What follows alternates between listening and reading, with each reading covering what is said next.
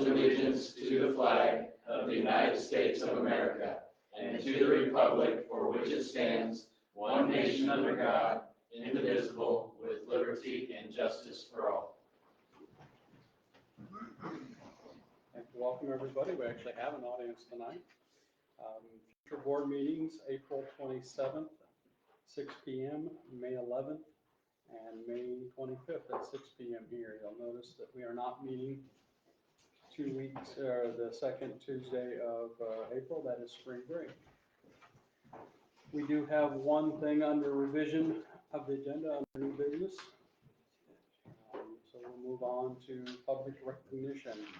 We have a recommendation to approve a $10 donation from Joy Edding for Northfield High School prom, and also a recommendation to approve a $350 donation from La Fountain Christian Church for Southwood High School FCA. Move to accept those donations. Second.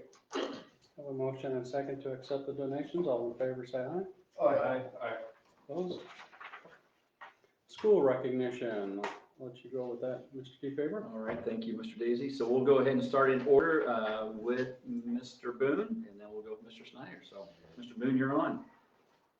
One of these times we're going to have to let beauty go before. We are. So, thanks for having me. I appreciate being able to represent Southwood Elementary tonight.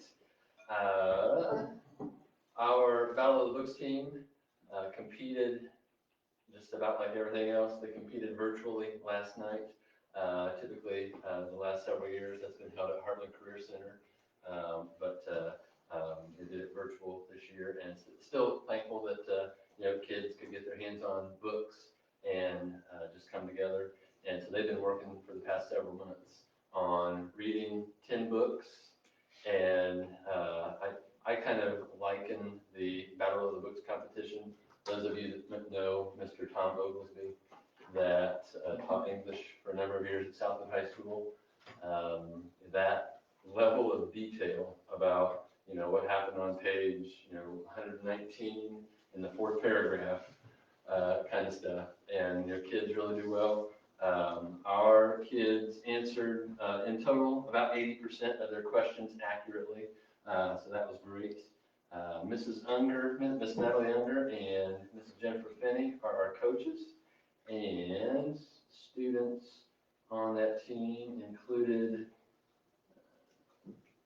Avery Henderson, Olivia Rank, Ross Andrews. Those are sixth graders. Fifth grade, Brock Schaembarger, Claire Campbell, Ava Goodpasture, and Grace Rank. And fourth grade, Sophia Klein, Elam Tyson, and Olivia Frieden. So congratulations to our Battle of the Books team. And this was 2 weeks ago tomorrow. We had our first ever hosted at Southwood Elementary Kindergarten Roundup. And typically that has been kind of a county-wide effort, most of the county there at the Honeywell Center. And with because of the year that we're having, we decided to do that in-house. And so we welcomed approximately 50 soon-to-be members of the class of 2034, which is kind of hard to believe. It's going to come quick. So I think the older that you are, the faster it comes. So I've got ways to think about that. So, that we got some great feedback from parents and families, like even like as it was happening, just less chaos, just less busy, and more like they had time to go to each kindergarten teacher and just see their room and just talk to them. We had 30-minute shifts, and I believe that Mrs. Moore did it the same way that we did the next night. 30-minute shifts where we welcomed anywhere from 8 to 10 families, and they did a kindergarten screener, did a little craft, had a little snack, and just some time with the teacher. And families just appreciated that more laid back, personally connecting with the school that kids are going to be in. And so got some great feedback there. And night would not have been possible without, I didn't want to leave out any names, so I listed them all. Hope that's okay, Mr. Keyfaber. Mrs. Fadel and Mrs. Steele, kindergarten teachers. Mrs. Drake, our Little Knights teacher, was there to, she's sending up 19 of those new kindergartners, so we're happy to have her there that night. Then Mrs. DuPont, Mrs. Carell, Mrs. Binker, Mrs. Elliott, Miss Robbins, Mrs. Dye, and Mrs. Mitchell, and Mrs. Height all helped with the screener. And then Mrs. Wright, Mrs. Law, Mrs. Weaver, Mrs. Ashley Unger, and of course Mrs. Weitzel, who, if you've been at Kindergarten Roundup at the Honeywell Center, Mrs. Weitzel does a phenomenal job of coordinating all of that effort, and same with our in-house version. And then our banner winners, spring banners, had several artists recognized by name at the award ceremony recently. And our 2 banner winners that will have something hanging in downtown for a good while this spring, Evelyn Tyson in 4th grade and Shelby Hunt in 6th grade. And so proud of our artists and appreciate Mrs. Tyson and her efforts. Mr. Keyfaber, if I may add them for a moment. I didn't add this to the spreadsheet, but I was talking with a substitute teacher yesterday, and he just wanted to make sure that I knew how much he liked subbing at Southwood Elementary. He said, no matter who the staff member is, if he's in the hallway and needs help, or just, passing by, that everybody's always very friendly. And he said, I sub in other buildings, and he said, it's not always that way. And I was telling my teachers this morning, and said there was a part of me that wanted to ask, so where else do you sub?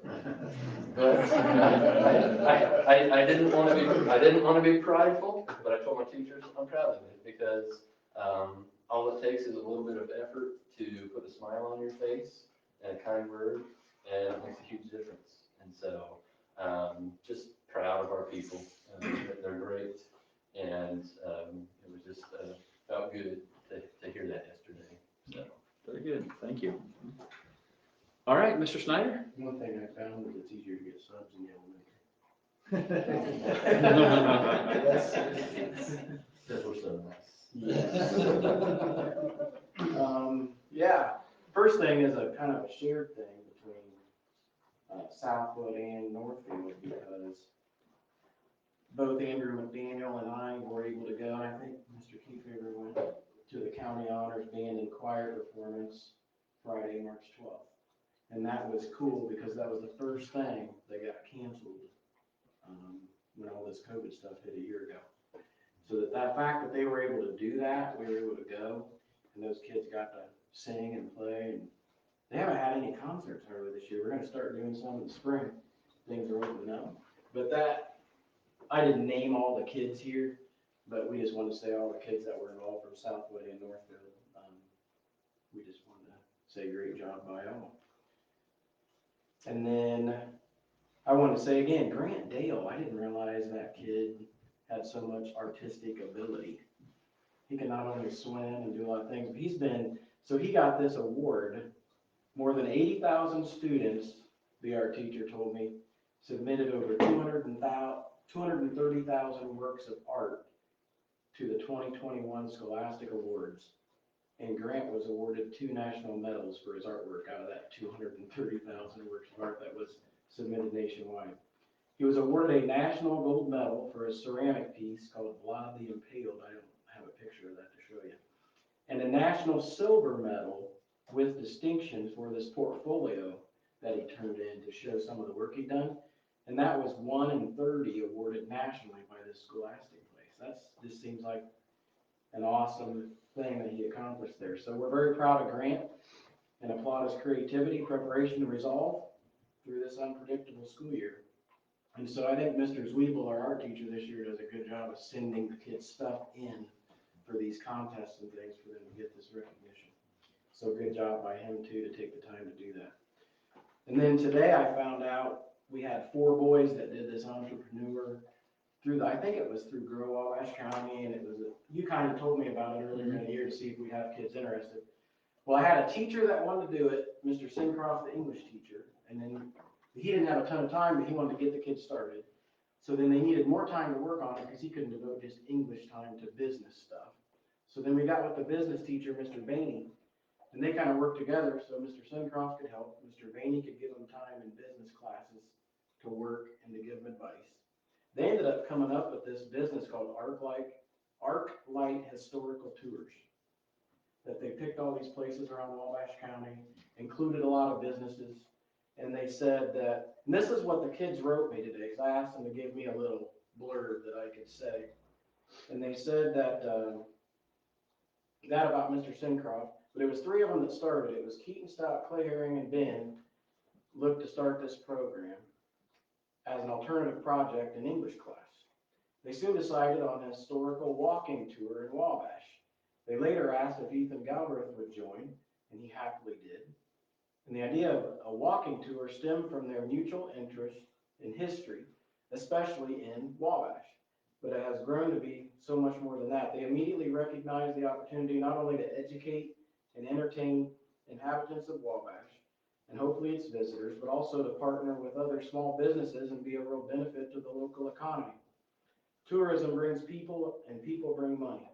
These boys hope to not only provide an experience well worth the price of admission, but also to make a difference in our community and help grow this town they've grown to love. Thanks to Ethan, Keaton, Clay, and Ben for their work on creating ArcLight Historical Tours, and for Mr. Sincroft and Mr. Vaney working together to support these students. So I don't know if they're really going to do it. It sounds like they're going to give it a shot, but I think they've partnered with businesses to try to get their tours to go to them. So I thought that was pretty cool. But it started as just a pitch to start a business, and I think they're really going to try it, maybe. We also had some artists at the art show, the Wabash County Virtual. They had a virtual spring art show. And we had quite a few kids, various grade levels, that were finalists and winners. Those were Emma Bone, Emma Warnock, Ryan Burnett, Eden Hoover, J.C. Crum, Avery Napier, Jessica Ray, Ainsley Dale, Bailey Byers, Grant Dale, Jasmine Fisher, Ethan Galbraith, Annie Lloyd, Chloe Miller, Trinity Shakamy, and Clayton Tomlinson. A lot of what's cool about some of those names is they're getting connected. You hear those names in athletics and art and academics. It's kind of cool to see them well-rounded like that. So I think that was my last one, Mr. Keith. I believe it was. And I have a couple of things I want to add to that. First of all, I did learn that through the pitch contest that will actually be at the Honeywell Center, those students that created those entrepreneurship programs, $900 were sent to all of our MSD students who are a part of that as like seed money for them to get started. So that's really cool, $900. And I also want to say, you mentioned honor band and honor concerts or honor choir.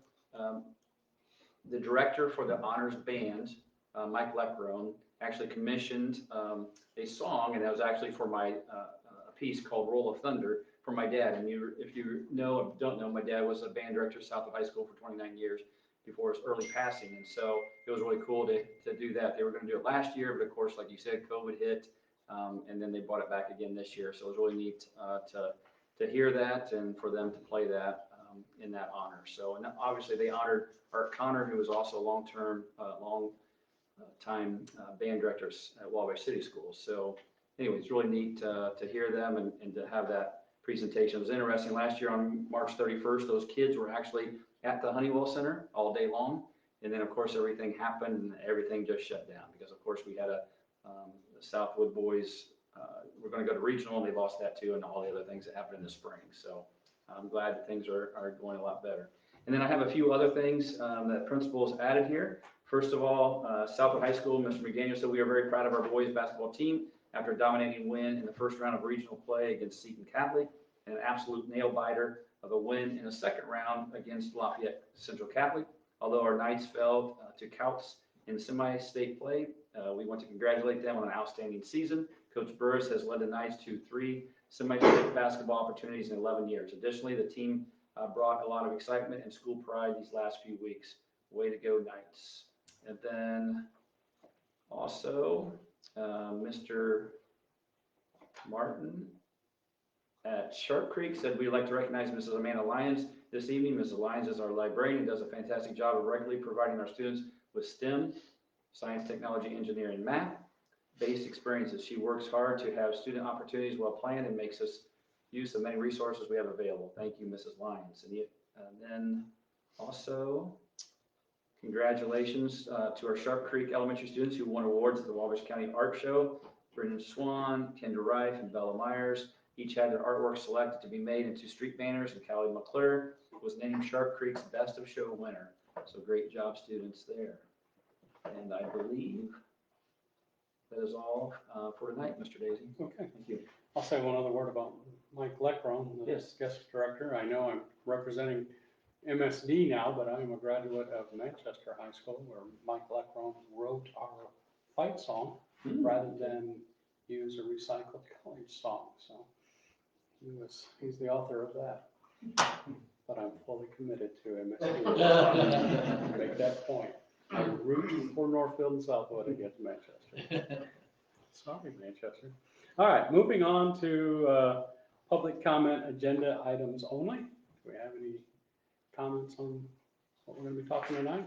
We'll do our presentation. Oh, yep, I did I skip could've said that. that I too. am so sorry. Yes. That was right over at the top. But I Moving guess we back can- up to the school recognition, we'll do the WMAP presentation by. Do we have any agenda items Sorry. right now, or since you already mentioned Public it? comment, you mean? Yeah, public No. comment. Okay, well, we'll move. All right, I'd like to introduce Mrs. Ann Higgins, who is our Director of Wabash Miami Area Program, and she's going to share with you, and I have it right here, Mrs. Higgins,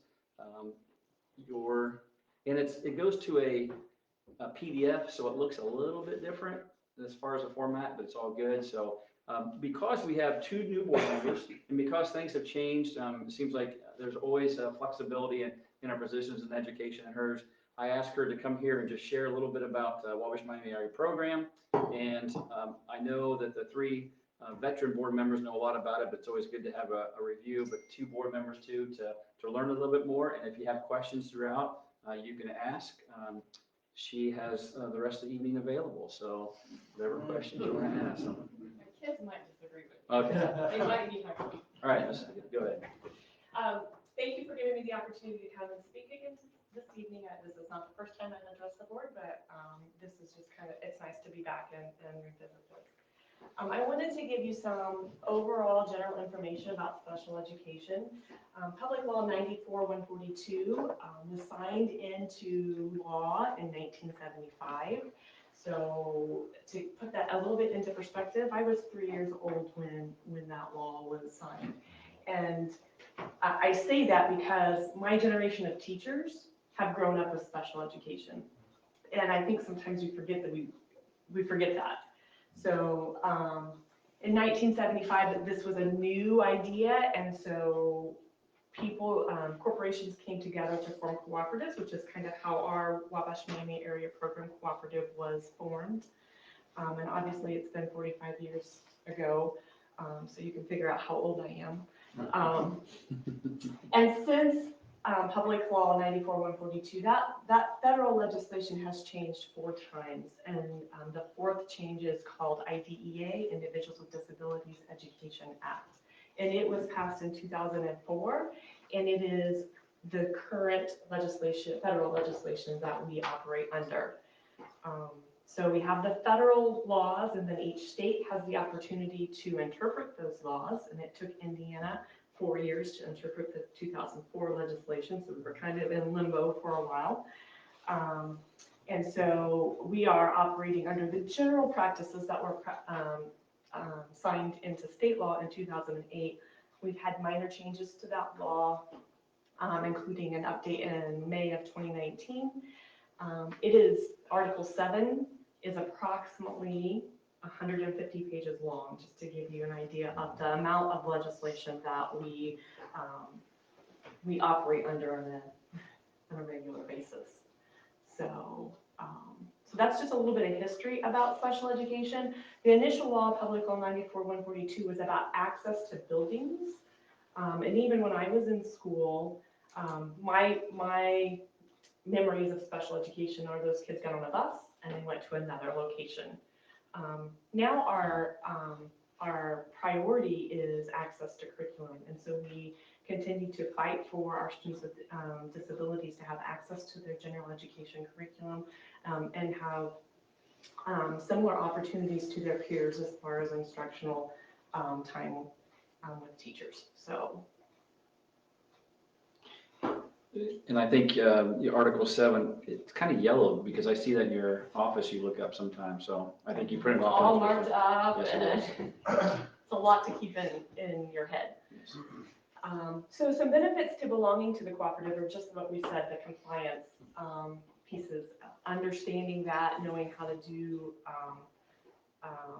and operate under the compliance pieces.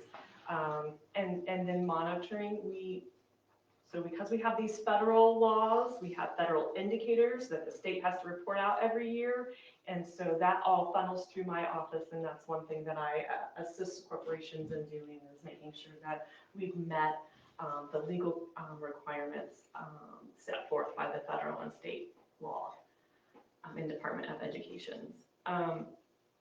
Financial, we do share some teacher cost. For those of you who've been on the board, we did a major restructure and decentralization in 2016. So prior to 2016, we had probably between 100 and 110 employees, and we moved that down, and I think I have 23 and a half now. And so we share positions such as deaf and hard of hearing. So for example, MSD may only have 8 or 9 kids that have a hearing loss. So we pool our money with the other corporations, and as a result, we might have 30 kids that have a hearing loss, and we can hire one teacher to service all 30 kids instead of each of you having to hire one teacher to serve a few number of students. Same thing with equipment. By law, we have to provide OT, PT, speech services, and especially our PT. There's a lot of equipment that's associated with that, so we share some of those costs. And so, for example, I think we have at Southwood, well, it started at Southwood, we had a student that needed what we call a stander, which is a contraption, if you will, that once the physical therapist puts you in, you stand. And we were able to purchase a piece of equipment that takes the student from a seated position to a standing position without leaving his chair, in essence, and that was like $6,000. And so once that student outgrows that particular piece of equipment, we'll be able to pass that on to another student to use. So that's another benefit. And then Part B monies and all the reporting that goes with it. Each corporation gets an amount from the federal government for special education, and that all right now comes to our office and goes through us, and that's what we pay these services out of. So there are, like with a lot of federal grants, a lot of strings, maybe strings are not the right word, but there are a lot of limitations and restrictions on how that money is used, so we take care of that. Services, again, OT, PT, speech, school psychologist. We do programming for blind, low vision, and deaf and hard of hearing. I'm trying to think in my office. Who else? That's the majority of that. And then resources and networking are big. In my world, we have lots of questions, and the answers might be found by talking to other directors and that sort of thing, because they're just unique. They're unique questions, unique situations, and the laws apply somewhat differently to each unique situation. So we find that helpful. Experiences. We had this year an experience in another corporation where a due process hearing request was filed, which in essence is a lawsuit against that particular school system. Now that we've gone through that experience, we know what to expect, and we have the opportunity, that knowledge that we can share with our other corporations. So that I think is very helpful and beneficial. And then we do a lot of training for our special ed teachers, and even some of our gen ed teachers have participated in some of our training, for example, for autism. So those are all helpful.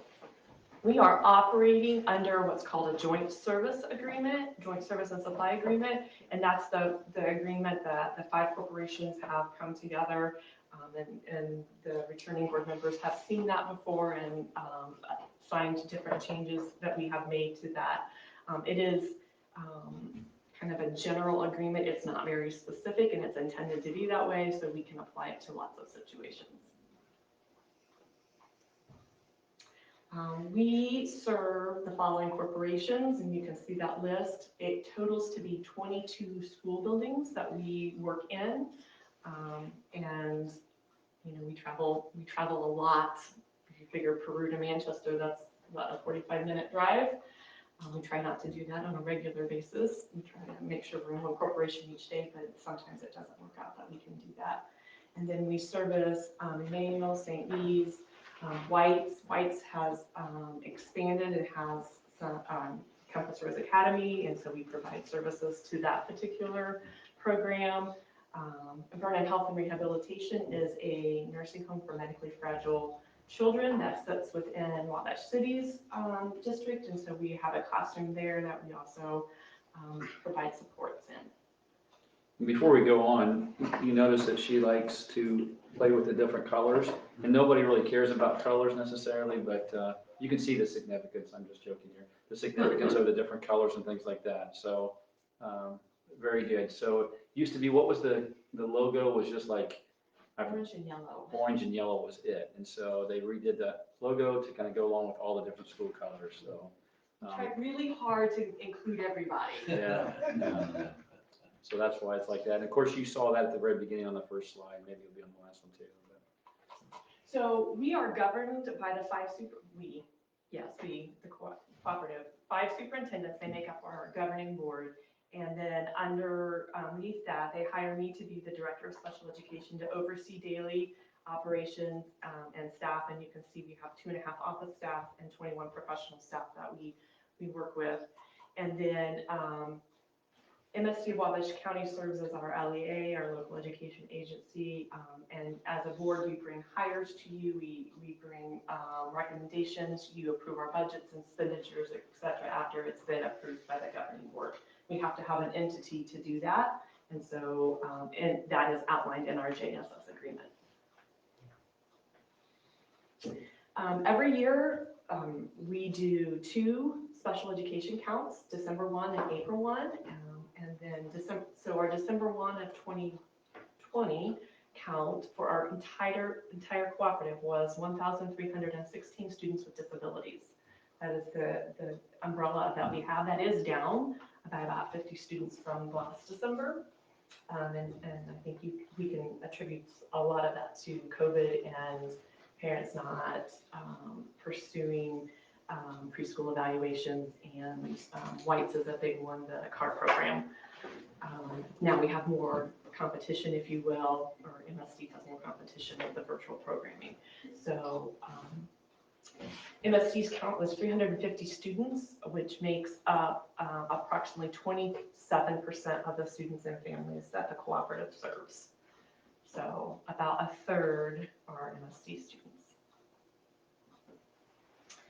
Some services that we provide, identifying students with disabilities. We have school psychologists that are trained to do that. Right now, as of right now, you have to have an ed specialist degree in order to be a school psychologist. So there's a lot of training involved in that. We offer therapies, occupational therapy, physical therapy, speech therapy. We actually have 2 speech therapists instead of 1. That's my error for MSD. Myself or my assistant director can support case conferences. So we've had some challenging conferences in the past where parents are upset with schools. And so we go in and try to work through those situations and come to a resolution for both the school and the parent. We support programming for students. It's not uncommon for Mr. Snyder to say, hey, I need help with this. how do you think we should go about this? Or So you want to help though? I'm the one that gets picked on. I okay, I'll work it through.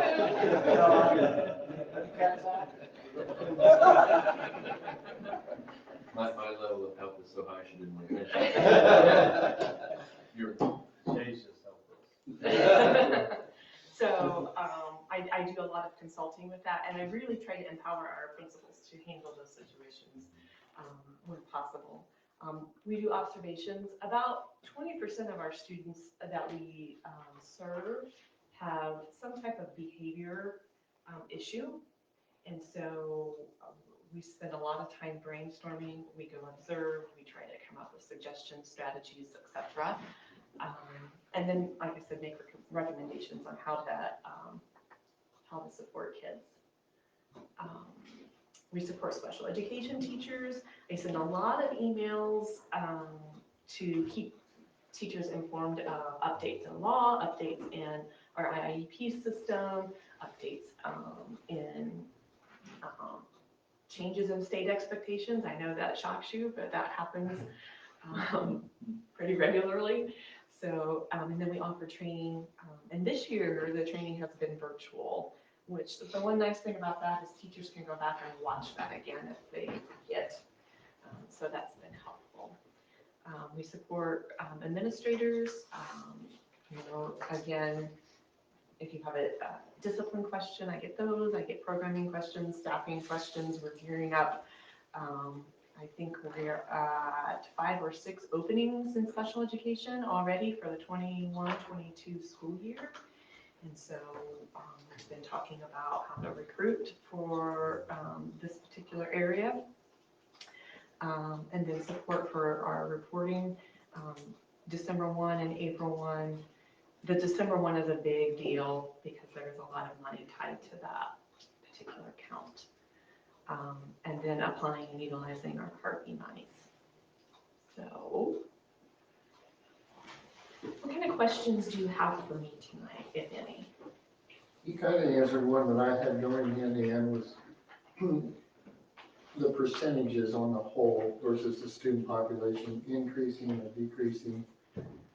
You said this year it went down, but for the most part, we're able to diagnose more kids, more problems, or are there more problems out there?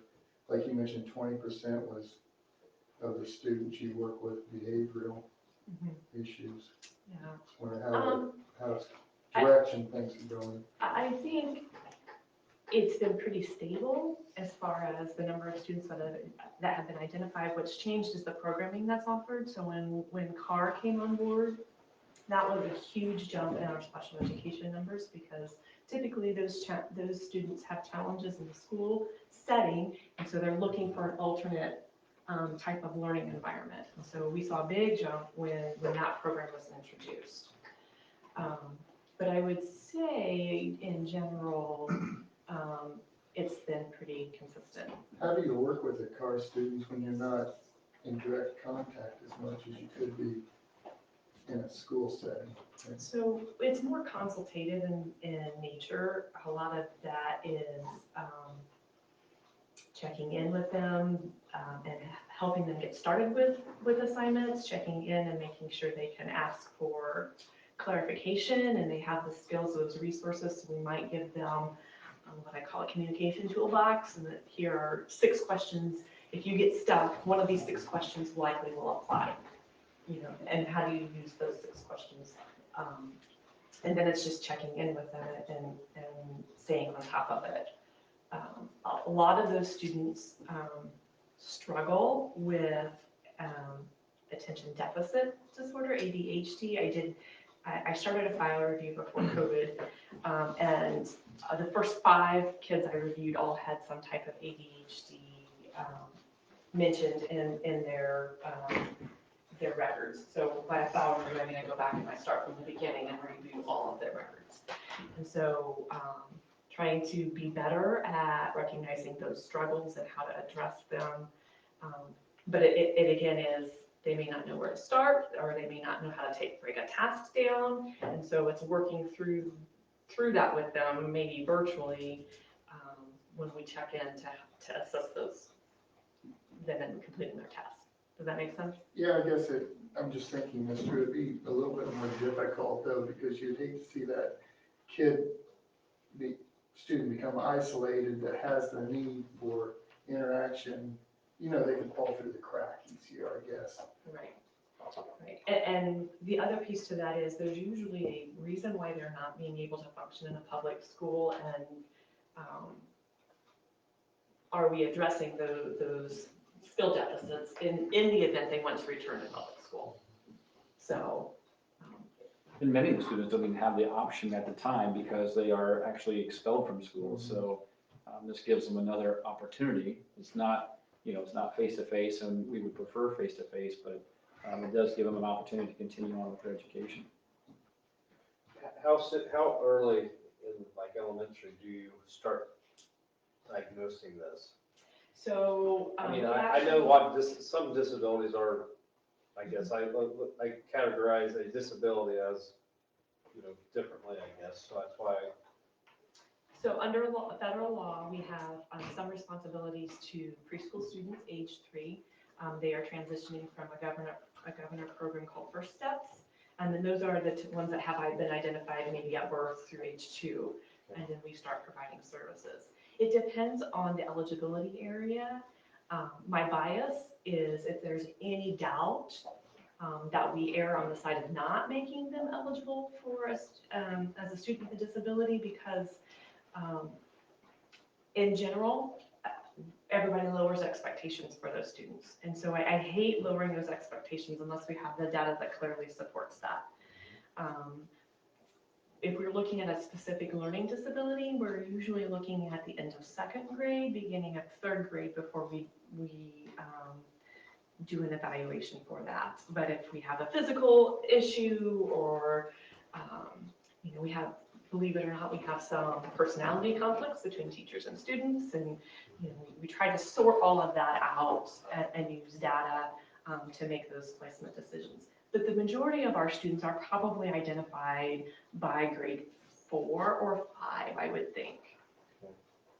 Well, I can see, some benefits of our 3-year-olds coming into these buildings, because, there might be, chances of being able to, to limit, some of these that are going to, you got 2 more years at home, that some of those things develop even worse. There might be a chance to tear it back the other way as well. Closing that gap. Yes. Closing that gap. And Tim and I have actually had a lot of conversations recently about the percentage of our students that are on free and reduced lunch. Really, it's high with our special education students. And so are we addressing those culture issues because they don't have the same level of supports as they come to us, and I'm excited about the opportunity for our students with disabilities at the preschool level to go into our typical preschools next year for a 3-year-old classroom and a 4-year-old classroom, because I think keeping our expectations high for that level of students helps us close that gap. I appreciate you hearing that you don't want to label too quickly early on, because there's a lot of factors playing into that child's life. Yes. There's a lot of great kids out there that just get pushed down. Yeah. Labeled. Jay and I just worked on a case that the student was identified with a particular eligibility with mom, and has moved to be with dad now, and that has done very, very well in that setting. So is he really truly a student with a disability? We're going to do a reevaluation just to see. I'd like to be able to celebrate more. I don't want this eligibility area, this disability area to be something that they're tagged with for life. Some kids might end up having struggles for their entire life, but if we can celebrate and have a nice little party when they can exit that, I think that's pretty cool. All right. If there are no other questions, thank you, Mrs. Higgins, for that overview and all that. So I will add that from the financial standpoint, another benefit is the fact that we started doing the Medicaid claim, Yes. which allows the school courts to receive some federal dollars. Yes. And I just totaled that today, and as a cooperative, we've received just over $114,000 through Medicaid billing this year. So obviously we have, that's since July 1st. Is that a change in the law, or we just haven't really done that? We haven't really taken advantage of that in past years, for whatever reason. But we started doing that last year with the help of the area program and their staff. And Senator Zay actually has a bill that he's authored to increase some of that, looking at other states and how much money schools are getting for that. So it'll be interesting to see how that goes too, so. All right, thanks again. We won't do the public comment agenda items again. I'll see. We'll skip that. And we'll move on to the consent agenda items, the approval of the minutes from our last meeting.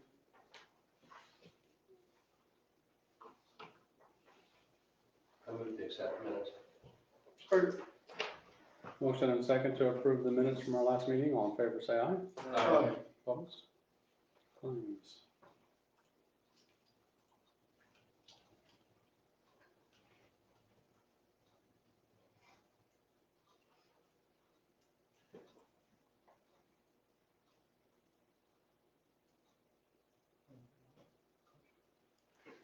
Motion approved. Claims. Second. Motion and second to approve claims. All in favor, say aye. Aye. Opposed? Payroll.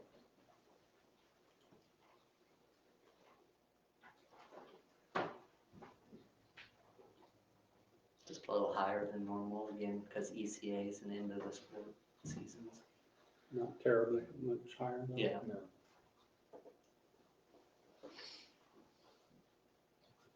I move to approve the payroll. Second. Motion and second to approve payroll. Opposed? Okay, financial summary. This just lays out the cash flow then for Education Fund, Operations Fund for January and February actuals. Not much has changed as far as my statements down there at the bottom from what we went over again. A lot of it's just based off of trends. It explains to you what the revenue actually reflects. And so we should know by next, for our April 15th basic grant, what our reconciliation will be from our new ADM count. So that would show an increase then at that point for the months of April, May, and June. And then by the end of this month, I have to submit an estimate count for ADM and what we think it would be this fall. And that's what the money will be tied to starting in July through the next ADM count. And so be working on some of those types of things as we prepare and update this as new information arises. And so that lays out both the Education Fund and Operation Fund.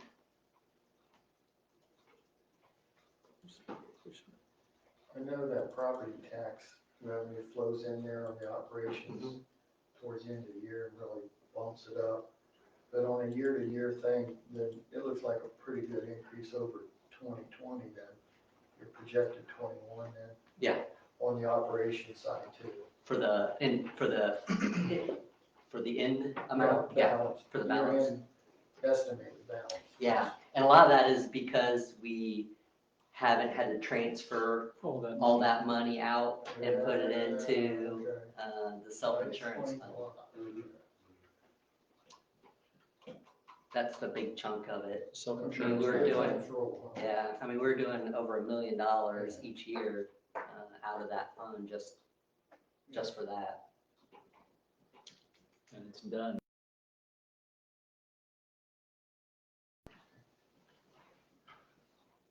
So that's all I have. Okay. And then you do Tiffany, and we'd like to introduce Tiffany. Okay. We'll do those separately then. Yeah. All right. Under HR, the first one we're going to do is under employment, Tiffany Flora, Assistant Director of Special Education for WMAP, effective July 21st, 2021. And we'll let Mrs. Higgins speak to that. Yes, I am recommending Tiffany for the position. We are excited to have her come on board with us. She brings a wealth of knowledge and teaching experience. She's taught from preschool through high school. She's worked with students with emotional disabilities. I would say that's been the primary focus of your teaching career. So working with kids that struggle with behavior issues, which is usually by the time I get involved, we're working on those big time. She has recently completed the educational neuroscience certification through Butler University, and so that is how your brain acts and reacts in situations, and it really helps us understand those kids with challenging behaviors.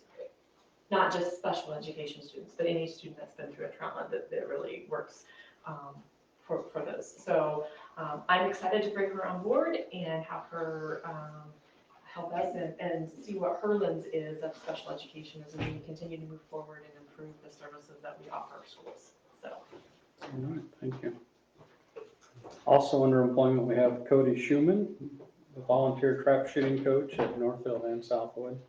And under resignation, Sarah Rank, special ed teacher at Southwood Elementary, effective at the end of the school year. And that is human resources personnel. I move to the slate. I'll second that, Todd. Motion and second to approve the slate of the personnel recommendations. All in favor, say aye. Aye. Opposed? Congratulations. Congratulations, Tiffany. Thank you. Thanks for coming, Tim, her husband, so they, I told her that they could sit together, but they said no. It's his first school board meeting ever. Okay. And maybe his last. Maybe. He looks pretty excited back there. They're a lot of fun. I saw them walk in together, but then they said separately. So I thought, oh, okay. Maybe they're arguing. Well, you don't have to stay anymore if that'll help with the argument. Okay, under reports, Heartland Career Center, you have one for us, Matt? Yes, from the last meeting, we approved some fundraisers for the kids going to the state competition and national competition. Heartland will host a YMCA Day camp. They do that every year, and that'll be in June for young kids. We gave them permission to have Ivy Tech have a adult CNC training. Our instructor right now is taking that class right now, but that'll be from May 17th to September 22nd. I think that's a $2,700 cost for people to be into that. And then they talked about the amount of kids wanting to come to Heartland next year, and at this point, there's almost 800 kids wanting to go to Heartland, 773, and that's almost 100 more than last year. It never stays that high, but the draw is getting bigger and bigger there, so it's remarkable. Hopefully, they find room for all of them. Yes. Yes. That's it. All right. Superintendent's report, Mr. Kiefer. Yeah, I just have a couple of things. I put on the screen though, actually every day starting in, that was November 30th, Mr. Drake actually would give me and also Dr. Kuhn information as far as the quarantine list. And so we continue to do that, and you can see, unfortunately, we were not doing this prior because in November, Mr. Snyder can remember some of those days. Yeah, Mr. Popper too. But anyway, I just wanted to show that. I haven't shown you this, I don't think, before, but I enter the data that he gives me, and it goes into this little graph. But we're still about the same situation as what we were all the way at the beginning of February. We did have one positive case, first time in quite a while, that actually jumped it up a little bit there in the middle of March. But again, this includes students that are close contacts in quarantine because of a home situation, or if they have COVID-like symptoms, or they're actually close contacts because of a school situation. But typically, all those other ones prior to the little increase there was more about things that were at home or at COVID-like symptoms. So that's still trending well. If you were here earlier at 5:30, you didn't have to be here at 5:30, but we did have the governor on, and we thought maybe there would be some changes, but for school, there are no changes as far as schools, as far as the restrictions through the rest of the school year. And also, we are continuing to be a blue county, so that means that we can't have 100% capacity in our activities. 250 people at different events, if it's off-site, but also they still will have the restrictions of mask and social distancing as much as possible. And we are continuing with having, like Mr. Snyder said, concerts, programs, field trips, athletics, and those continue to happen. So we appreciate everybody working hard to get the trend to go down. So that's one thing I want to mention. And also, I'm going to tag team here a little bit with Mr. Drake. But just to let you know, I'll let Mr. Drake start with this. As far as sharing a little bit about our CARES dollars, CARES actually stands for Coronavirus Aid, Relief, and Economic Security Act. But along those lines, it's also under that umbrella is ESSER.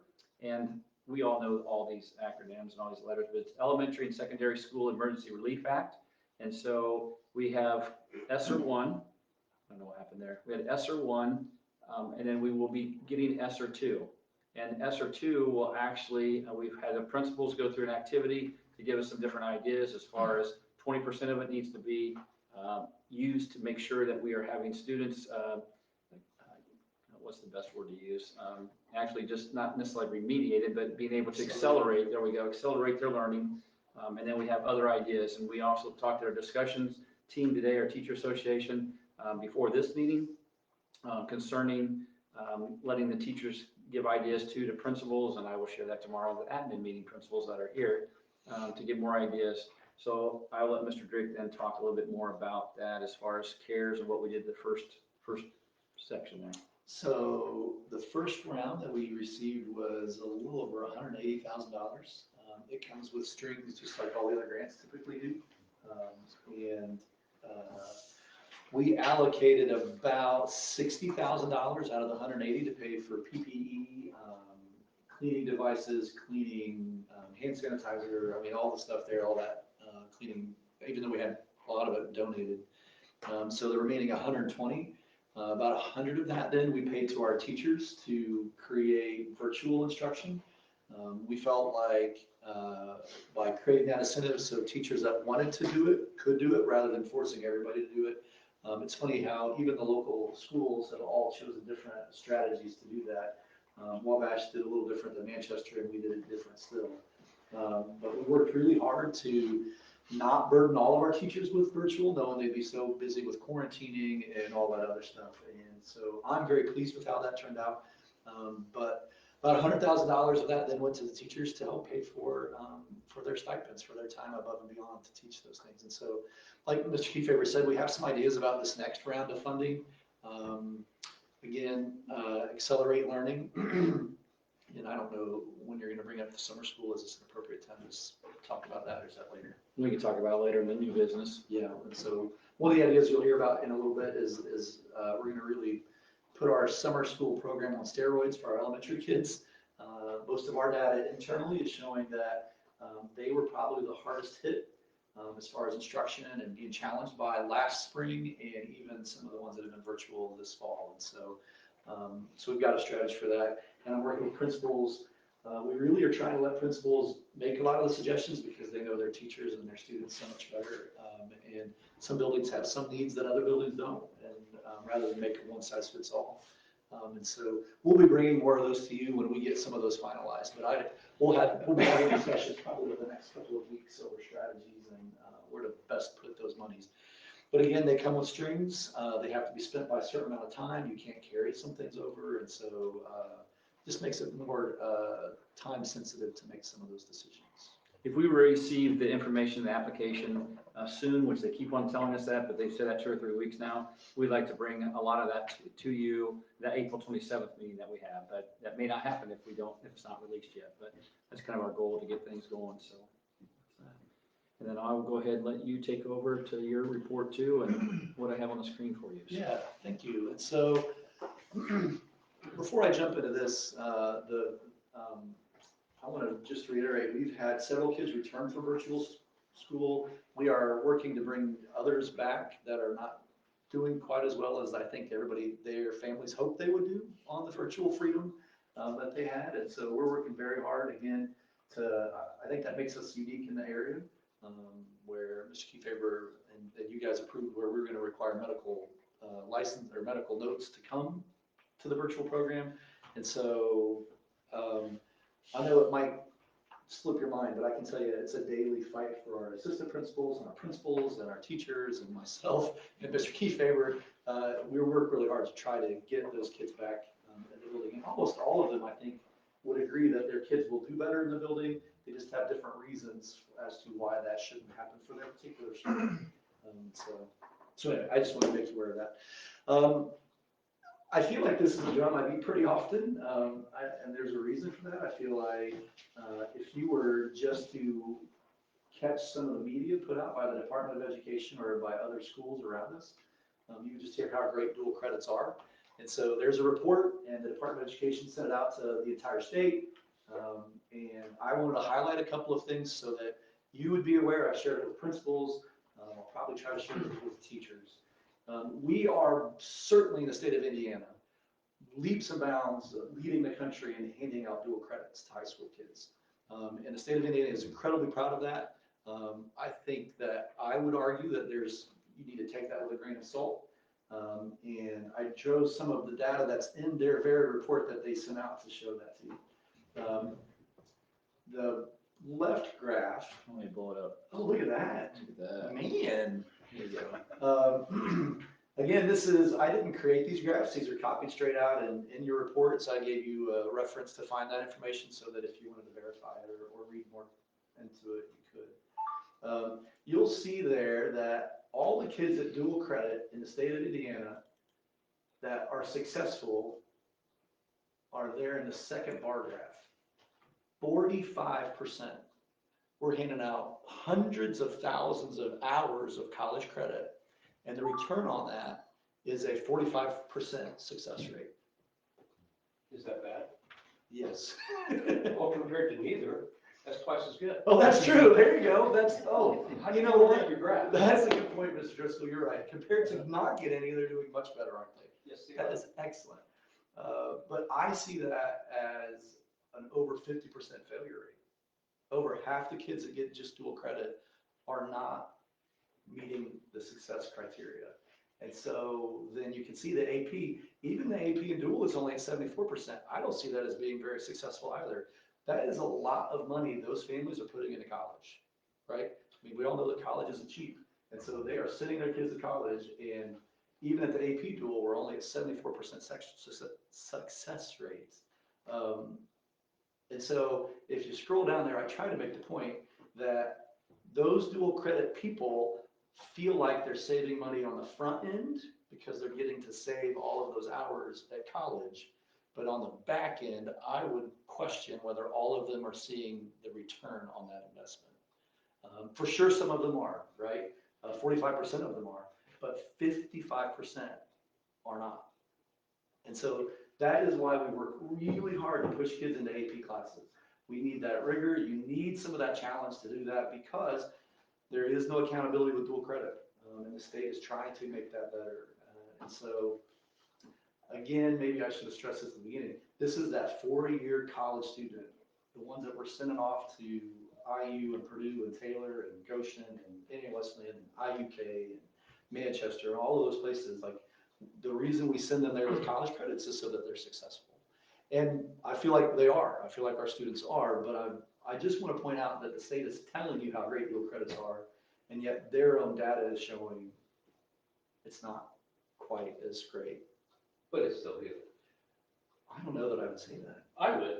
45%. I'm looking at, my kid graduated 3.5 years. Why? He carried 18 credits. from school. Absolutely. He did not take an AP class, Absolutely. but he was in the same class as the AP kids.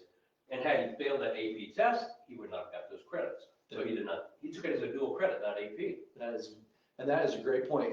I will tell you that not all dual credit classes are created the same. Well, I'll agree with that, but Yeah. I don't think we should diss too much on the dual credit. Well, the fact that they're not created the same is where the accountability comes in. And I would say that we work really hard to make sure our dual credits are rigorous. Again, there's no way for that accountability to show up. Because it's different for each school, and that's the thing too. It's not like it's for everybody. And Absolutely. And obviously it does, you know, there's a lot of stories, there's a lot of great stories like that. But Absolutely. there are stories that you've seen that we've put graphs to show their GPAs when they go to school.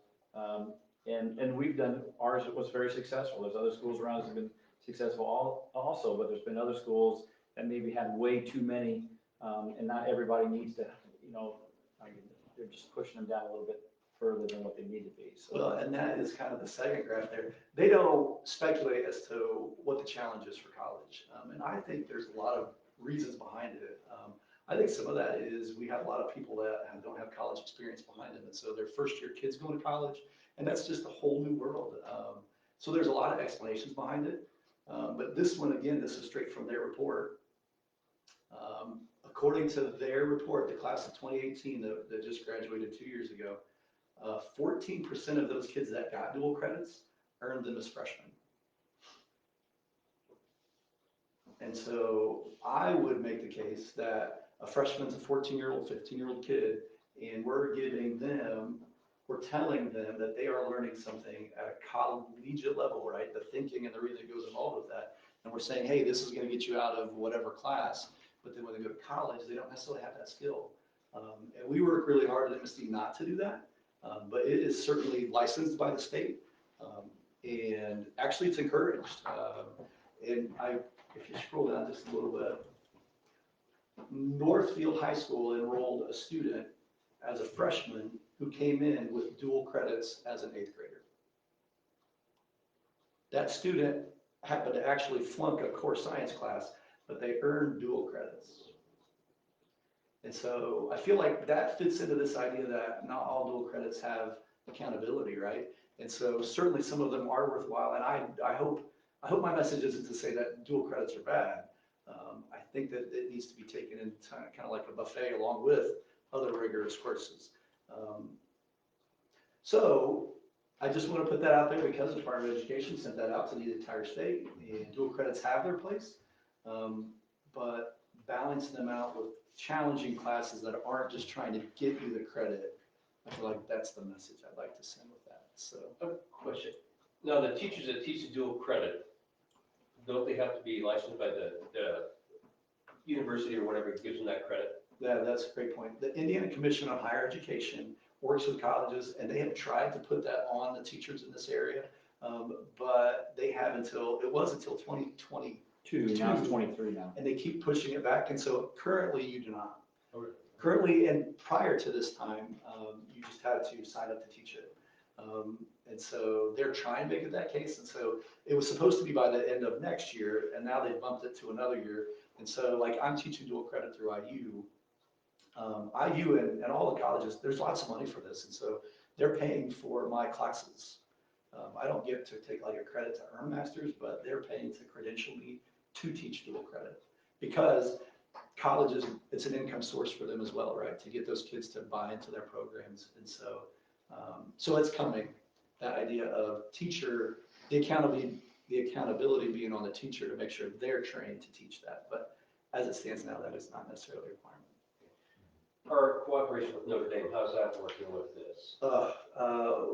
Again, with the AP tip stuff, and Mr. Schneider he's been more involved in some of those conversations. The teachers that participated in it absolutely loved it. We had some teachers that looked at the time frame, the commitment that it took, and some of them were a little hesitant to get involved because it's it's quite a bit of time. But we saw great results in biology and in some of the English classes as well. And so unfortunately, this is the second year, so our partnership ends. But we are looking to continue as an affiliate school, and that will get us some of the perks of the program, but not quite all of the cash incentive I think that comes with that. I don't know, Ms. Snyder, did I That's right. cover it okay? But I have some teachers that want to continue and some it was a ton of extra work and they kind of want to break from it. Yep.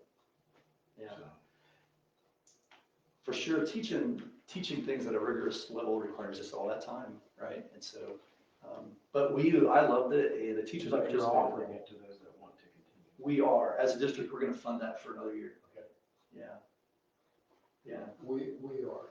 Yes. And we're encouraging it, but we don't force it, because if you do that, the attitude's not right. For the kids in the class. Well, finding certified teachers that have their masters in math to teach math, and then forcing them to do things that and over their summers, yeah, you guys get the picture. Finding those teachers is hard enough, and so. Just so I have an accurate information base, dual credit is not accepted everywhere yet. Right? So that's one thing that's never really been taught. When certain places market this early college thing to the hilt. Absolutely. We always advise our students looking to take dual credits to check with the colleges they're looking to go for, because those colleges will tell you exactly what they will and will not take. And unfortunately, And that's not. Part of my concern with the dual credit is depends on what the course is. If it's a hard science, man, be careful. Care if I jump in here for a minute? You can correct me if I'm wrong. I'll just use my own as an example, because I did a lot of research. Because my kids didn't want to go way off to college, and of course we wanted to save money and all that. Maddie she's finishing her RN degree, bachelor's degree in 3 years.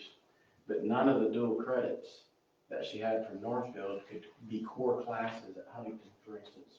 They had to be, they allowed her to use them as electives, which is good. Which is all right. Because that still saved you some money. Right. The other thing is GPA. This is the part that gets people that they don't understand. So you get these kids 15 to 20 credits in high school, but if you didn't take them at that college, they'll give you the credit, save you the money, but they won't give you the GPA, which is important.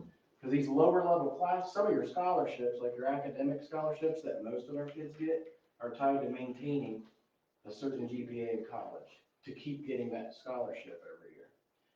But these lower level classes, if you don't take them at the college, that doesn't count in your GPA. So if you take a harder class and you don't do so well, you now have nothing to balance that GPA. I had my kids, because of that, we had tons of conversations. I knew, like, Maddie wanted to go to Huntington. We live fairly close to it. She just went to Huntington to take her classes because that's where she knew she wanted to go. Now, that's not for every kid, because depends on where your kid wants to go to college. But I had her building up the GPA, like, instead of going to Heartland half a day or doing other things half a day, I had them go to Northfield in the morning and then drive to Huntington. Take them on campus, so they're building that GPA for their next year, if that makes sense. Yeah. You can jump in there if I'm saying anything. No, that's exactly it. We really try to push kids to go to college. That's what people don't understand. You get a bunch of these credits, and then your kids all of a sudden are starting college at like a sophomore or junior level, because they accept all the credits. Then if they bomb one, that's what affects that success rate. That's It can, depending on the student. Yeah, and it's certainly, again, it does depend heavily on the student. It Some depends kids, on the student and. some kids can handle it earlier, and some kids can handle different things. So that's it. That's where we came from. Okay.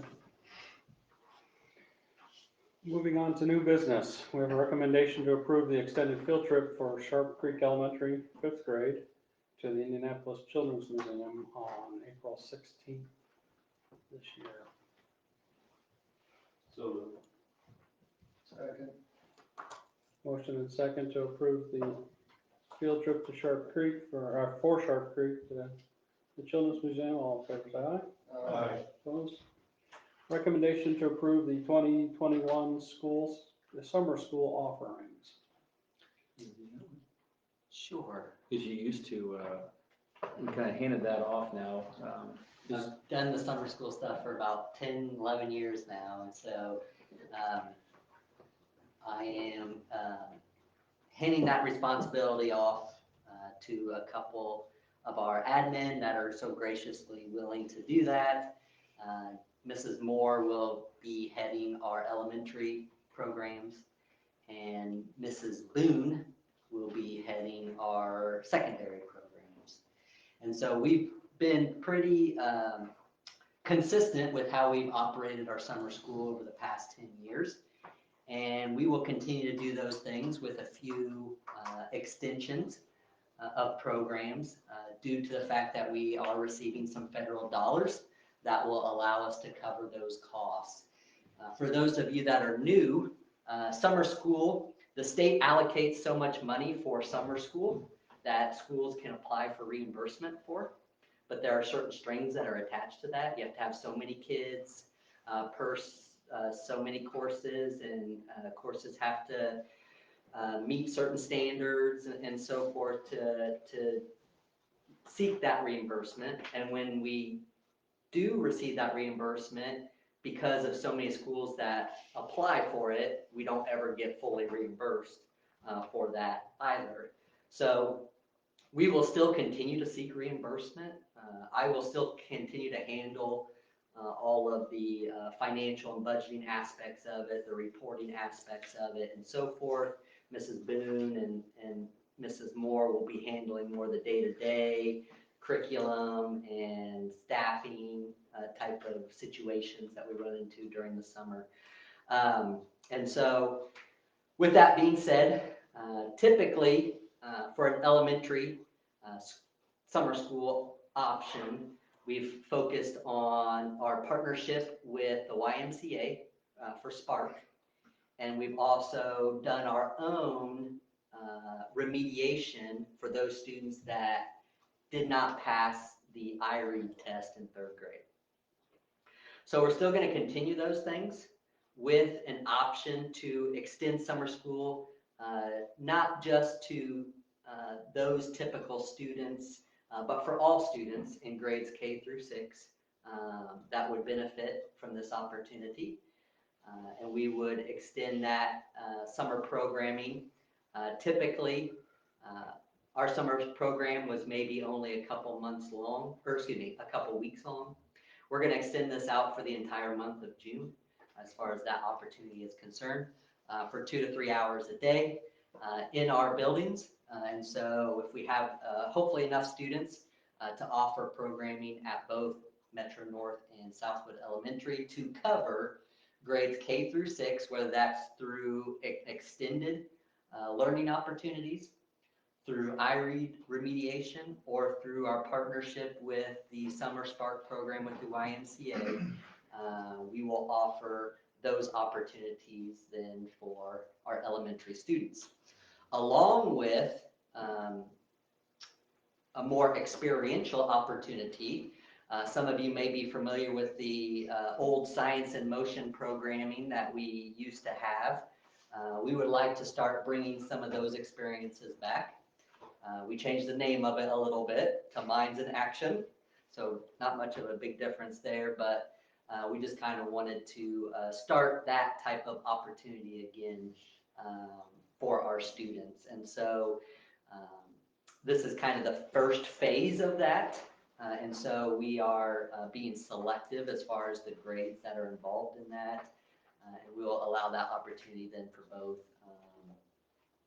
Metro North and Southwood and Sharp Creek students to participate in. On the secondary side, reimbursement was always tied to credits. We will continue to offer a couple different opportunities for students to earn credits. One is through Indiana Online Academy, and then the other is through our own Edmentum programming that we offer now for our students. And so Indiana Online Academy is kind of a separate entity, and those are for courses more for students that are trying to maybe get ahead, or for courses that we don't typically offer. And then the Edmentum is more for those students that need to catch up a little bit and maybe even recover some of those credits that they got behind in or didn't earn during the school year. We've also offered driver's ed, but again, that's not been ran through us. That's through a third party that we've used. And so we will continue to partner with the driving center to offer driver's ed courses as well. And then the last summer opportunity is through the Supervised Agricultural Experience Program. We've offered that for a number of years now. Some years we've been able to have it and some we haven't because again, it's always been tied to the amount of students that have been involved, but we've always tried to partner between Southwood and Northfield to make that program work. And so we will offer that opportunity again for some of our students that are interested in taking advantage of that to earn high school credit. So because of the additional federal monies that we can use towards summer programming, we will still continue to seek reimbursement at the state level. But whatever we don't get reimbursed for, then we will use those ESSER dollars to cover the costs for those extended programs. I hope your Minds in Action can take off. Yeah. Because that was such a great experience having the science of motion. That was just tremendous. Yeah, we're hoping it will too. Cammie Ross and Patty Steele have kind of really taken the bull by the horns with this program, and so they're excited. We actually had this up and ready to go for last year, but then with COVID, it got nixed. So, you know, we've had this planned out for over a year now, so they're pretty excited and pumped about trying to build that thing up. So. Chaperone that. Chaperone. Too old for that. So, Tim, I don't know if there's anything that you want to add, or Jay or Phil, to how we've operated summer school in the past and what we're looking to do this year with it. For the new board members, just the chances of us offering K-6 summer school is not usually something we do, and so that is directly tied to those funds we were talking about. And so probably next year or the year out, like, I don't know how long they'll actually be able to stay there as a feasible option, but for now, we feel like it's a worthwhile investment. So with that being said, what kind of cost is involved with that? I mean, I'm sure it's expensive. I mean, Yeah, salary, teacher salary, Okay. transportation, but teacher salary is probably the line share of that. Typically, in the past, we've spent anywhere between $40,000 to $50,000, and that's without doing some of this extended stuff, without doing the Minds in Action. So some of those additional things will be a little bit more of a cost. So you have charge, I see there's charges for each, is there a charge for each student if the parents can pay, or how does that work? For the, like For the student? the Minds in Action. No, for anything, like Varies. K-6 or. So there is no cost for the K-6 elementary programs. That would include the extended school year, the iRead remediation, and the YMC summer programming. So there's no cost there. The Minds in Action, there is a cost because of some of the field trips and traveling that is required as part of that to cover some of that. I mean, there's a couple nights that we're going to do some camping, feeding the kids, that type of stuff. So that's what really those costs go towards. Those expenses, we've tried to keep it as low as possible with that. And then, you know, if we ever run into situations where families can't afford that, then we look at alternative ways to make that happen for them when possible. So we try to not let the cost be a factor in their ability to participate.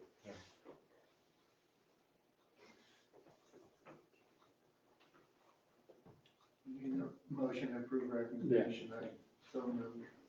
Second. Motion and second to approve the 2021 summer school offerings. All in favor, say aye. Aye. Opposed? And also then, we have a recommendation to approve the school board appointment of a non-voting member to the County Redevelopment Commission. For Scott and Christian, we do have, Kevin normally serves as the County Redevelopment Commission has asked that we send them a member to kind of keep up with what's going on with that. Anything else you want to say about that, Mr. Kiefer? No, we just recommend Mr. Bowman to be that non-voting member again, so.